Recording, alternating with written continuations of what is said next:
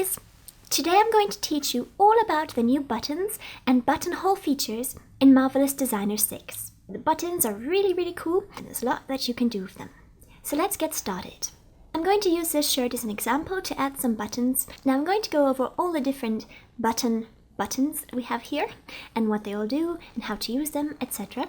But before we start adding buttons, I just want to note that I find it easier to first sew the shirt shut so that the right side that I want to go on top simulates on top nicely, instead of first making the buttons, sewing the buttons to the buttonholes, and then simulating, which often can result in a bit of a button mess with the layers that should be on top going underneath and going inside out, and buttons struggling and being eaten by fabric and popping in and popping out. And it just takes more time to try to settle them and pluck at them than if we first sew the shirt the way we want and then add buttons. So I'm going to zoom up to this pattern we have here, and let's just show our textures. Or maybe better without seeing them, turn them off. And I want to have this pattern overlapping over this one, like this, closing like that. So to do that, I'm going to take my Edit Pattern tool, click on this thing, right click, and say Offset as Internal Line. And then I want it to be here, so as we can see the distance here is 30. And if you don't have these numbers in your line lengths, just right click anywhere in the 2D pattern window and select this, Show Line Lengths. See? And we'll see them. Alright, so back to it, let's right click, Offset as Internal Line, and I'll type in 30, and whatever your length is here, just type that number in. 1, extend, etc. That's fine. Okay. So we've got an internal line here, and if we need to, we could make one here. Now, it's best if you have symmetry on your patterns, then whatever you do on one side gets duplicated on the other side. In this case, I don't have symmetry. If I had symmetry, then this would be here. So let's just delete this a second and clone a symmetric pattern of sewing. And then you can see we have the internal line there too. And let's just fix up the sewing quickly.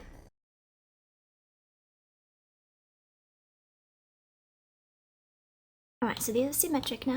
Now what I want to do is I want this pattern to be on top of this one. So sometimes you might need to sew twice. I'll just start here on this first one. And if it still tangles up, you might want to sew this one to this one. We'll just start with one to begin with. And then I'll just pick this up and arrange it on top like that, simulate, and they're very nice. It's on top just like I want it to be. And if for some reason the bottom fabric is coming through, sometimes it does, it comes out in little parts, then you can always set this to layer 1, the one that you want to be on top, that is. Okay, I'm showing it. It will get this blue outline and then it will sort itself out. So if we had like here bits sticking through, you can see it's sticking through now, and then we simulate, because this is layer 1, it's going to be on top. Oops. Alright, so we've got it on top like we want it to be, and of course if you wanted this one to be on top instead, you'd sew this one to here instead of this one to here and move it on top. So now it's nicely simulated, let's add the buttons. If you want the right side to be on top, we have to add the buttons to this one. If you want it the other way, you'll do it the other way. So let me just separate these so we can have a better look what's going on here. And in fact, let's just hide this one quickly so we just see this one. So this button here is the Create Button tool. We'll use that one first, and we can either click in the garment simulation window here where we want to put the button, and then it also appears here, or we can go here and click where we want to put the button. I find it more accurate when you click on the pattern than on the garment, because the garment has fabric wrinkles and it's sort of, lumpy around the place in different parts, and it's not so accurate as clicking on a flat one. So let's just undo those two buttons quickly. And I want this button to be exactly here in the center of this button strip. So the best way to do that is to take the Add Split Line Add Point tool, hover here on the line, right click, type in the ratio 50 so it puts a point right in the center, take an internal line or just grab this one here, copy and paste it. And it doesn't matter how long this line is, I really just want it to be as a guide. So we put this line right here on the center dot. You can hide the textures and there you see that's the center. Now I'm going to take my create button tool and you can see this little cross and it sort of snaps to that line nicely, so we can get this button exactly in the center where I want it to be. And of course, if you don't want it in the center, you want it more here, you could always have moved that line more over here. So let's put the first button here. Let's just click. And then we don't need this line anymore, we can get rid of it. And there we've got a button. Now let's say it's too high and we want to move it down a bit. So that's what this tool here is for moving buttons. We can either move it here, drag it down, to the left, to the right, or we can move it here. Now without that line we can't snap it to that line, so in fact I'm just going to quickly undo to get that line back so I don't have to redo that line. There we go. And now when we move it, you know, we can move it around, and when it comes close to the line it sort of jumps a tiny bit, so you can align it nicely to this line and slide it up and down. Now this thing here is a wheel, so you can change the rotation angle of the button. You can also change it here. If you just click on the button with the transform button tool, you can change the angle here and make it turn around or put it back to 0. And this we'll get to a bit later, and also this. So we've got one button here, and let's move it down a bit. If you hold down shift, you can see you can snap it to different axes. Axes, I'm not sure what the plural is called. Or just slide it down. Now let's make a few of them. So if you want it just to make one more copy, you can just go Control C on your keyboard or Command C on Mac, or right click, go copy, then right click and go paste. And you can see the sort of dotted line that's connecting the two. If we hold down shift, again we can snap it to different axes or just straight down. And if we just click, then another button appears there. Now let's say we don't want 2 buttons, but we want a bunch of buttons, all with the same distance between them. So there's a faster way to do that. We've copied this one already. Now let's right click, paste, or Control V. And I'll put it about 70. But instead of left mouse clicking, I'm going to right mouse click, and I'll get this paste dialog box. I'm going to type in an exact distance of 70. As you can see, you can make it 60 and come closer, bigger, 80. Let's make it 70 for this shirt. And then here we can change the number of buttons, so let's increase that. About 6 should work. Yeah, might move them up afterwards. Let's see. So that's probably enough for this shirt. So we've got here a bunch of buttons. Now we need a let's bring back the other shirt, Shift W. So there are the buttons, and now we need buttonholes to get them through. So this is the buttonhole tool. We click on that, and then we want to make a buttonhole that aligns with this button. The best way to do that is to align it first, to align your pattern onto a grid line.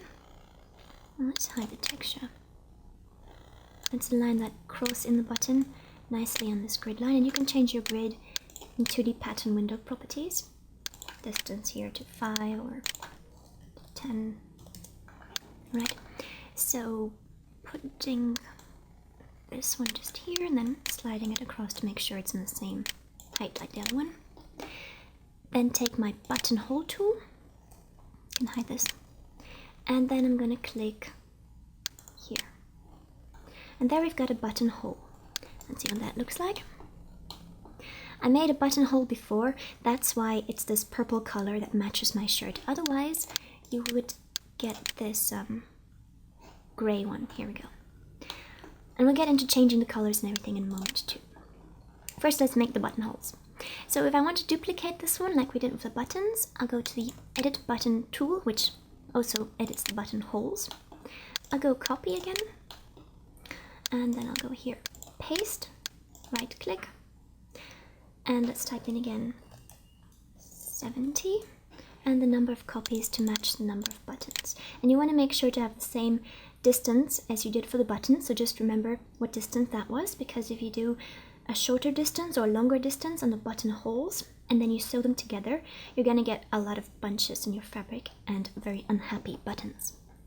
Okay, now one thing I wanted to show you, just so you know, if you would right click here and say paste, and you didn't have like a straight line but you had a bit of a crooked line like this, and then you went in here and you did your 70 and amount of buttons, you'll see they go crooked. So before you type in the amount of buttons you want, just make sure you're not going off crooked or even a bit crooked, because they'll all go more and more and more crooked until you've got buttonholes where you don't want them to be. So just hold down shift to make sure that it is straight going down, and then right click and type in the amount of buttons you want in interval.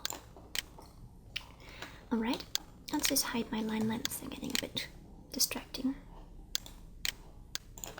Okay, we can get rid of this middle line, we don't need that right now. And as you can see, we have here now our buttons and buttonholes. Now if we just simulate, nothing is going to happen. Like the shirt sews because we have it sewn, but the buttons don't come through and they're not sewn. That's because we need to sew the buttons. So let's just get rid of this sewing line on the shirt, and I'll show you what happens if we just simulate. It opens up. Okay, we don't want that. Undo. To sew the buttons onto the buttonholes, or to get them through the buttonholes like in real life, we need to use this fasten tool. See, it looks like a button going through a buttonhole. We click that, we'll click the first button, then we'll click the buttonhole, button, buttonhole, and just go through them like that. Okay, and now if we simulate, we've got the shirt being closed by the buttons. Now after you've fastened the buttons, as it's called, if you decide you want more buttons or you want to move them down a bit or up a bit, if you just take your button tool and you try to move it, it's not going to move anywhere. That's because it's fastened and you can't move it anymore. You see this little lock icon? So if you wanted to move a button or all the buttons, you have to select it and hit delete on your keyboard. And if you don't want to delete the button, just make sure you're not on the edit button tool. You have to be on this one. You have to delete the fastening, not the button. Sorry about that. So just click once, as you see, and it deletes the fastening, unsews the button. And then if we go to the edit button tool, then we can grab this button and move it all over the place where we want it to go.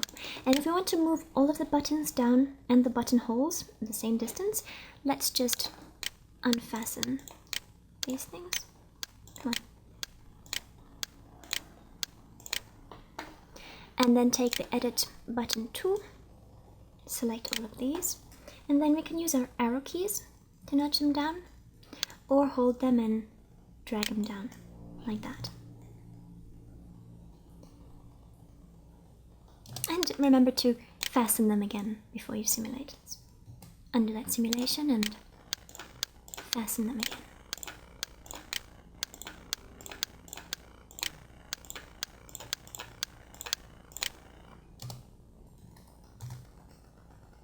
There we go.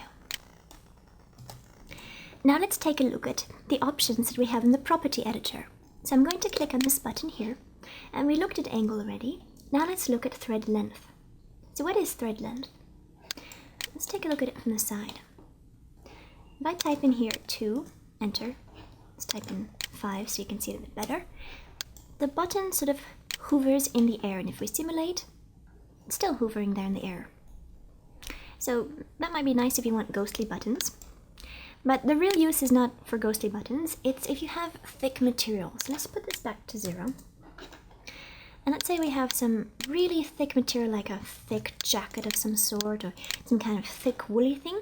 So I'll select these 2 layers here and go into additional thickness rendering and put that up to something like 5, just so we really see the difference.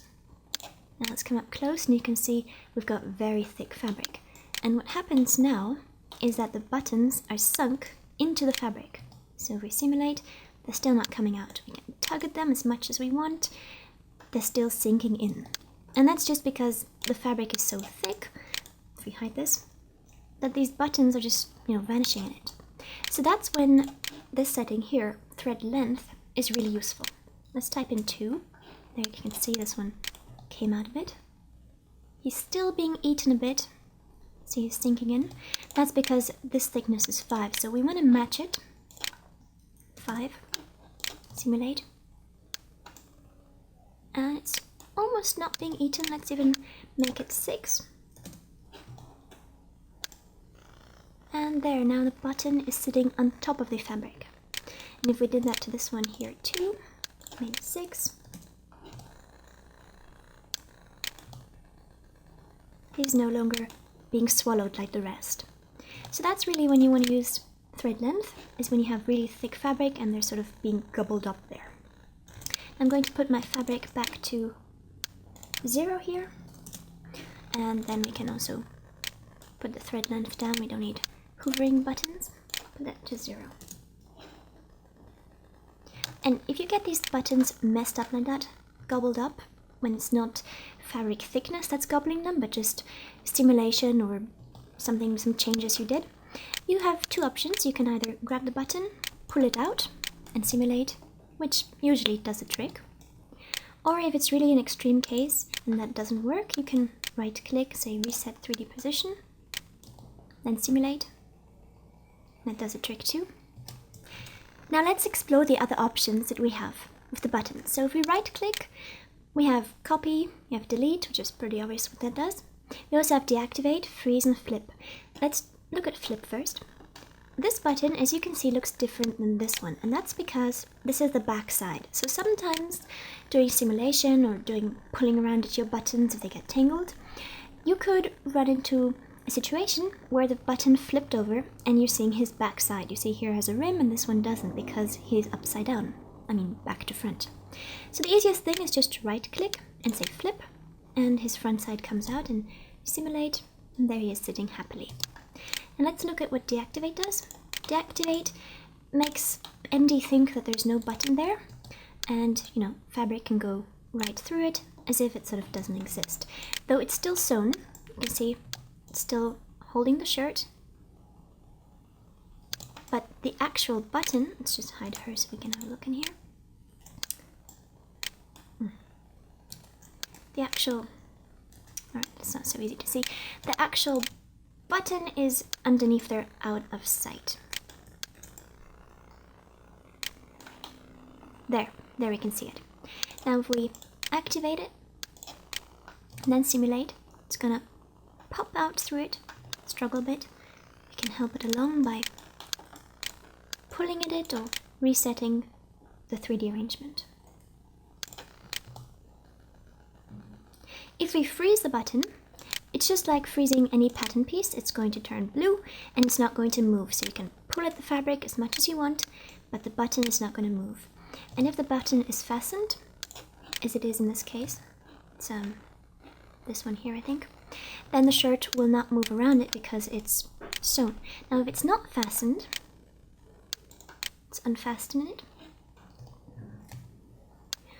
Then you can see the shirt is not sewn there. And even though there's a frozen button there, the shirt can be pulled around. Let's bring her body back. But the button still exists, and MD still recognizes it, even though it's frozen, and it's sort of hard to pull the fabric through it. It sort of collides with it. Now if this was an inactive button, a deactivated one instead of a frozen one, MD wouldn't recognize it, and it just, fabric goes through it. Let's bring it back to life and fasten it again.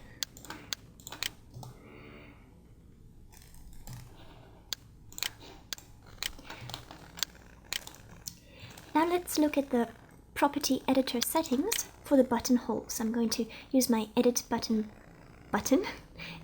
tool, click on a buttonhole, and we can see here angle, bind position, and style. Now style is the same like the button. You also saw that setting, and I'll get to that in a bit as well. Now angle is pretty straightforward. You can turn this around, watch it there, and if we change the angle, the angle of the buttonhole is going to change. And if this button was a bit smaller, we'd be able to see it a bit better. But I think you can see it even like that. There we go. So back to editing that buttonhole. You can type in an exact number here, or you can just, rotate it around here, but it's hard to get it exact. So if you want to get it exactly straight down or to the side, best you just type in a number here. 0, whatever. Now the bind position, that's quite interesting actually. Let me just make those buttons a bit smaller so it's easier to see. There we go, and I'll show you in a minute how to do that. So here we've got our buttonhole, and you can see this arrow leading to a green dot here in the center. And that's where it's sewn on. That's basically where the button comes through the buttonhole. So if we change the bind position, you can see we can basically slide the button around. We want it more over here, or we want it more over there. Okay, that takes it to the very end there. And that affects, of course, the sewing underneath too. You can see it's not just sliding it there, but it's actually sewing it from that end onto here. Now if you wanted to sew it from this end onto here, it would be better if, let's just unfasten it so we can move the button. It would be better if this button was sitting closer, so you wouldn't get this tangle in the fabric.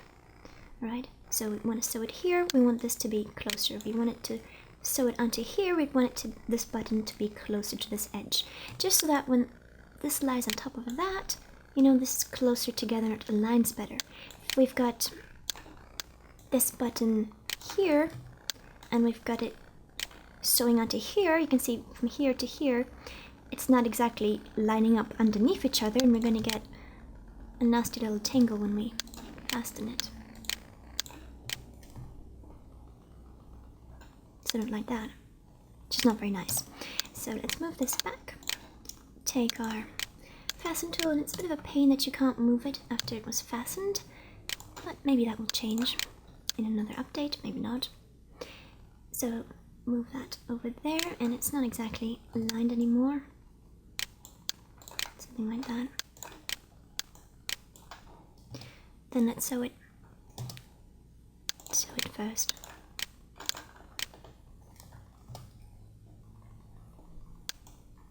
And now we've got less of a tangle, much less. It's lifting up because it's sewn so much in the corner and not in the middle, which usually you don't do on shirts because you want it in the middle to hold it down nicely. Alright, but that's just to show you what this fastening thing does. Binding position, sorry, not fastening. So let's move it back to the center. 50 was the center, I think. And let's just delete this button here so we can paste it up in the right position. I'm going to copy this button, right click, oh come on, copy,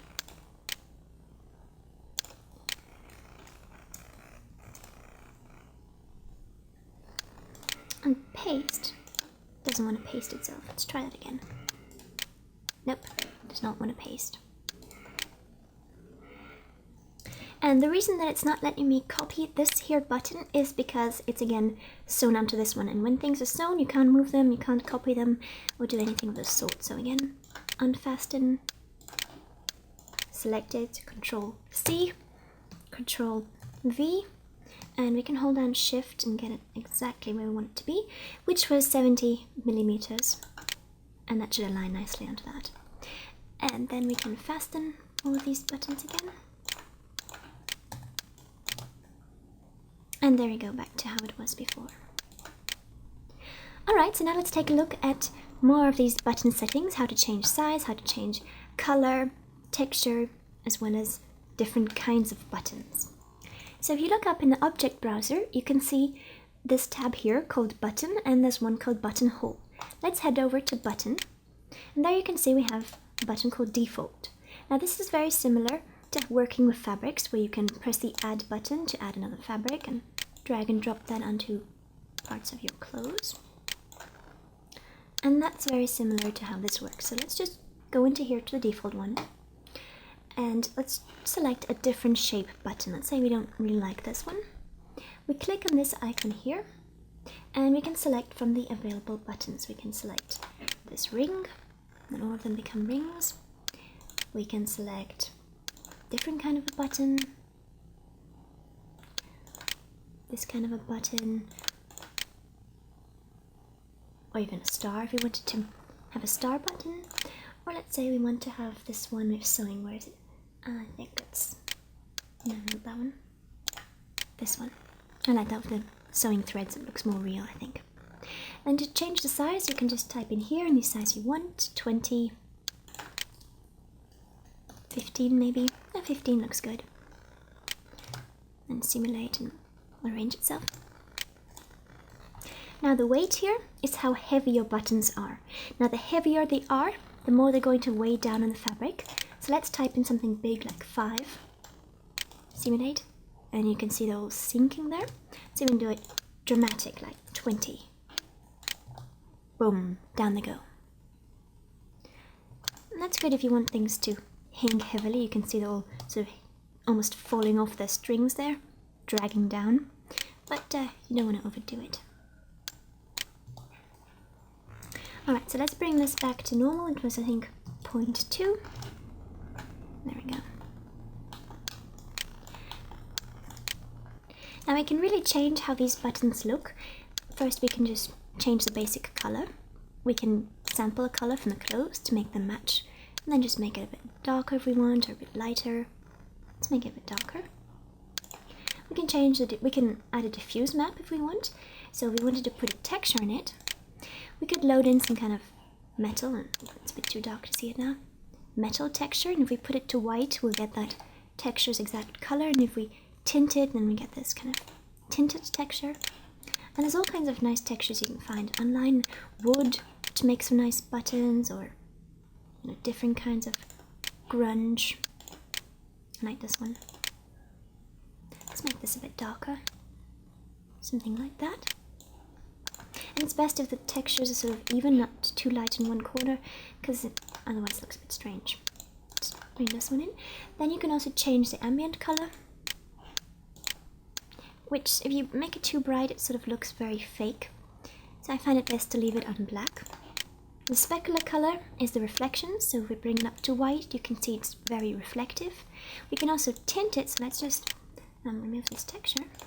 Say we want this dark purplish color, and then the specular color could be a complete different color. It could be like light blue, so wherever the light hits it, you get this light blue color, or red, or even green for some kind of interesting effects. I'll leave it white. And then the mission colors, like if you want to make them glow, like glowing buttons, you can change that here. If you bring it down, it'll be less dramatic. Glowing in the night buttons, if you want that effect. Okay. And that's basically the settings here. Now you can, at any time, again, change your buttons. If you change them, you're gonna lose, come on, you're gonna lose the color settings that you had. If you like a certain kind of button that you made with textures and all that stuff, you can always save it out here, and then you can bring it into a different project. Let me show you. I'll open up a button I saved out before, and there we go. We have these little buttons with the size, with the weight, with the texture, of all that kind of settings. You can also rename them by clicking here and just typing in purple shirt button, or whatever you want to call it. Now you can copy this button, so you have all the texture settings, and then if you wanted a different kind of button, you could just select it here. And the way you can apply this button onto the buttons, you can see that none of them changed, is by dragging it and dropping it. And there we've got a different kind of button. And actually, copying it didn't save any of these changes. So you just have to go and load in the color map and all that stuff again. So you can drag and drop it like this, or you can drag and drop it onto the buttons here to change them. Or if you had a bunch of buttons with your edit button tool selected, let's select all of these down here, you can just click this assign button, and there you see all of them changed. We can click this button and then they're going to change again. So that's a way to apply different kinds of buttons very quickly onto different buttons. If you wanted to get rid of one of your buttons, well, you can only do that if none of your buttons have that button applied. So see, if I just applied this thing to all of my buttons, then I have the trash icon here and I can trash that one and just be left with this. Now this is the name given to this. You only see here in the button settings. If we go to the scene tab, we can see every button that was made has a different kind of number, and that's a bit hard to tell which one is which. So if we select this button down here, you can see it highlights this thing here, and we can see this button is that one. So I'm going to call it, I'm going to click in there, and I'm just going to name this button 1, 2, 3, 4, 5, 6, 7, I think it's 7, button 7. And then we can click on the next one, and we can name that button 6, and we're counting 1 to 7. Then we can know which ones in the scene menu, and rename that space. And if you're not on the button, you can see we can't rename it, so you have to be on that button in order to be able to change the name. And that's just if you work often with the scene menu, you might want to have the buttons named something that's easier for you to know which one is which. And also if you export it into other programs for rendering, for whatever, you might want to have these things named orderly, so it's not a mess. You say, what was that number 416, which button was that, etc. Alright, so let's look at the buttonhole tab. And here you can see it's also similar with the copy, add copy and the sign. And here we also have different kind of buttonholes, which is pretty cool. So let's zoom up to this one here. And where are we? We've got all these different images, PNG images, which, where is it now? Which can create, like, for these kind of tuxedos, these kind of buttonholes, and of course you can change the color here too to match it better. And it looks really nice, like it's part of the shirt. Now if you have your own kind of button texture that you'd like to use instead, you can just, well, you can't load it in from here. I thought we could, but we can't. So then you just have to go in your render engine when you're about to render the clothes, or in your other 3D program, and load in a different PNG onto your clothes. Now we have some options here we can edit, such as normal map. Let's go up a bit closer, and if we raise this intensity, you can see it sort of, look at the shirt, you can see it's sort of coming out a bit. So it doesn't look too great, but it is coming out a bit in detail. Looks sort of sharper and almost like it's standing out on the shirt a bit. And you can see here it generated a normal map. However, if you're going here and saying save as surface textures to save all your surface textures from the project, it's not going to save this normal map. It's going to save into the folder this small buttonhole and any textures you have on your clothes, and this is the texture I have on the buttons, but it's not going to save the normal map. So if you actually want to use this normal map that was generated,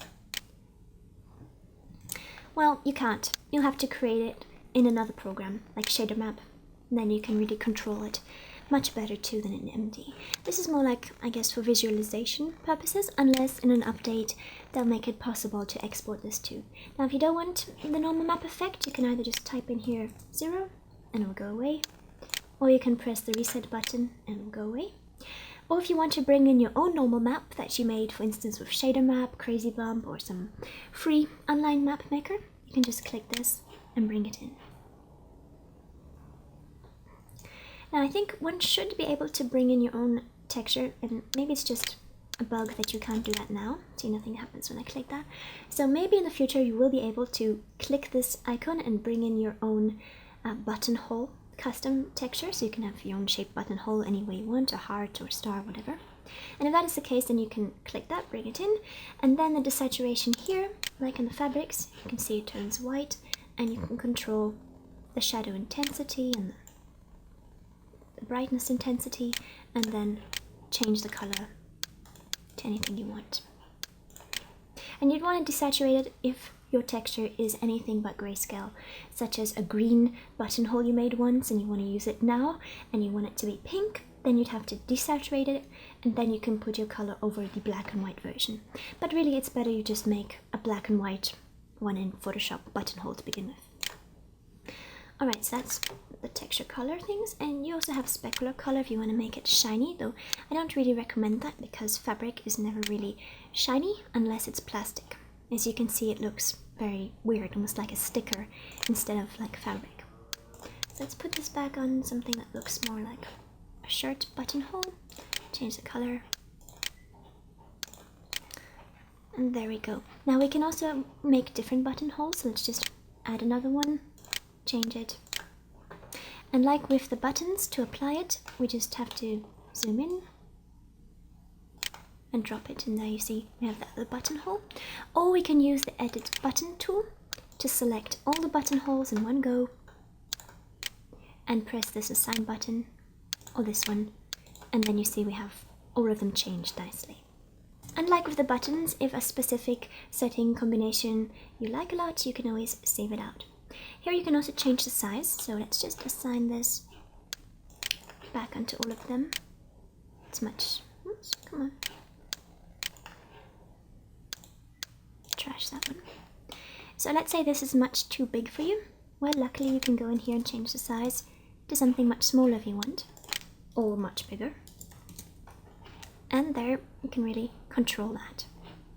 And again, if you want to change the angle of it, you have to click on it, either change it here or use this to change it. And that's upside down.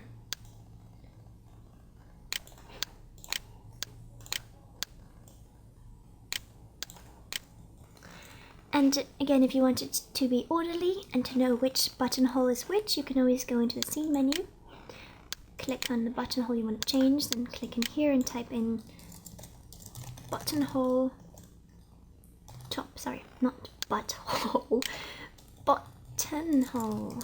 Goodness, what's the matter with me? Buttonhole top, and then we know that's the top one, or buttonhole 1 and then buttonhole 2, etc. Now if you want to delete all of these buttonholes, you unfortunately can't do it from here. Oh, you can. Just before it didn't work, how strange. Let's try deleting the buttons from here.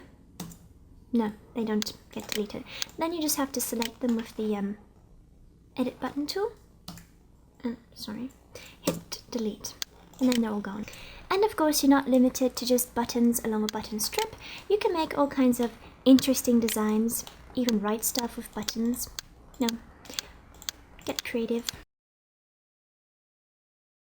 Play around with colors, texture, size, to get all kinds of interesting high fashion clothing. Alright, so that's it all about buttons, and I'll see you in the next tutorial where we'll discuss more of the exciting new features in Marvelous Designer 6. See you then!